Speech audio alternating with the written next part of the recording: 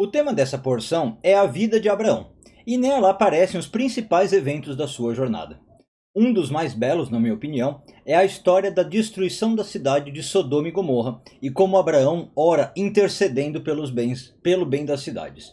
E esse vai ser o motivo da nossa análise no vídeo de hoje. Eu sou Yair Alon e essa é a Energia Semanal.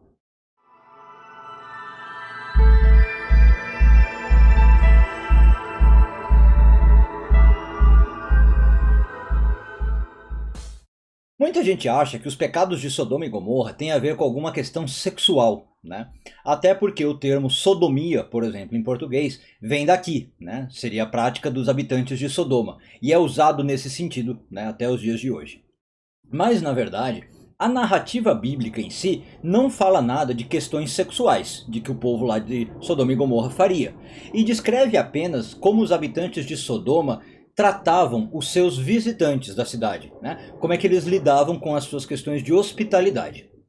Na tradição cabalística, e segundo o Talmud, entretanto, a gente pode entender que, na verdade, talvez tinha até algo ainda mais de perversidade para que se justificasse a destruição completa e absoluta dessas duas cidades. Ou seja, algo que vai ainda além do que o texto está nos contando sobre a hospitalidade. Segundo o Ramban, que é o Narmânides, né, um dos maiores cabalistas que já existiu, uma das piores maldades feitas pelo povo de Sodoma e Gomorra era a sua recusa em tomar conta dos pobres, em ajudar os pobres.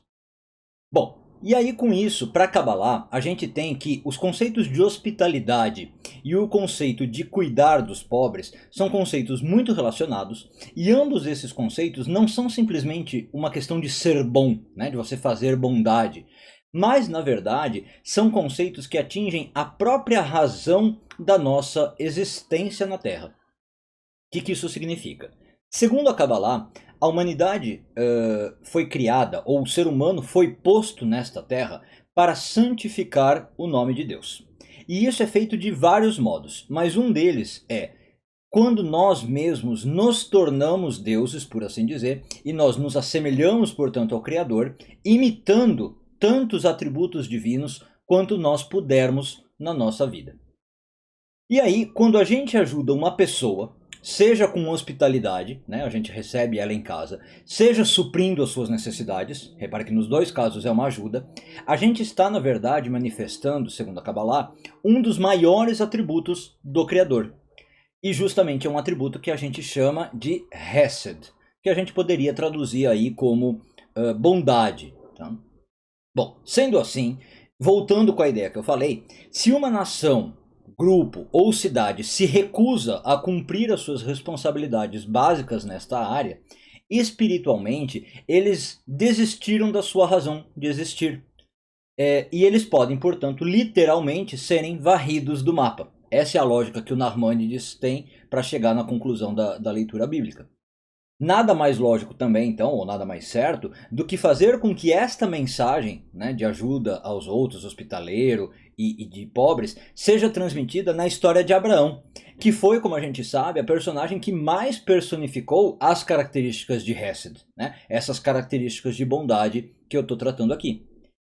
Desde o seu atendimento aos anjos, que ele dá inclusive na porção dessa semana, ele vê 3 anjos se aproximando, né? Anjos que visitaram a sua tenda, até o ponto alto talvez da sua vida, que é o sacrifício de Isaac, Abraão sempre representou tudo aquilo que os sodomitas aqui rejeitaram, né? Tudo aquilo que os sodomitas nem pensavam ser um valor importante. Desse modo, na porção dessa semana a gente tem claramente o contraste entre dois estilos de vida diferentes. Abraão e Sodoma, né? Ou Abraão e Sodoma e Gomorra, se você quiser juntar os dois. O que a gente aprende de Abraão aqui, portanto, é como a gente pode ganhar descendentes tão numerosos como a areia do mar e as estrelas do céu, né? Segundo os termos bíblicos, se a gente fizer o quê? Pensar na necessidade dos outros. Isso é em total contraste, repito, com o que Sodoma faz. Sodoma nos ensina que ao desprezar o outro e as suas necessidades, a gente deixa de justificar a nossa existência, né? E uma vez que eu não tenho então mais razão de ser, a gente vai por uma funesta funesta rota de destruição. Eu não tenho nem como eu sobreviver, como justificar a minha existência, muito menos a dos meus filhos e a dos meus descendentes. Um bom dia a todos, uma excelente semana, Shavua Tov e tudo de bom.